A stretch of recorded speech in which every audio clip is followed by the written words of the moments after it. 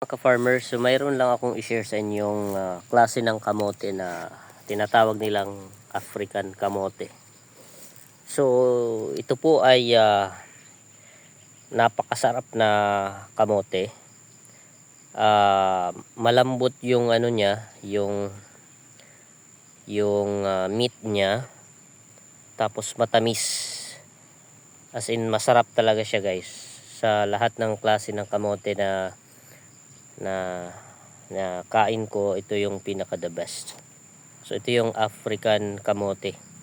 Napansin ko madaming nahihirapan magpatubo ng ganitong klaseng kamote dito sa Leyte area. Pero mayroon akong tips para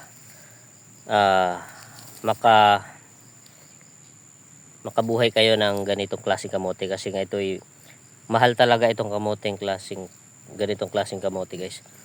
So pinaka-importante guys is yung klase ng lupa na tataniman. So kung mapansin nyo, ang lupa ko dito sa lot 7835 Barangay Patok Dagami Leyte ay mabuhangin.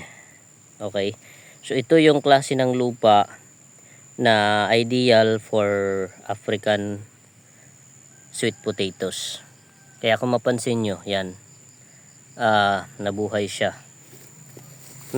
Bali dalawa sila nito, kasi isang buong African kamote ito, hinati ko. Yung isa, hindi ko alam if namatay siya. Oh yan, mabubuhay pa to guys.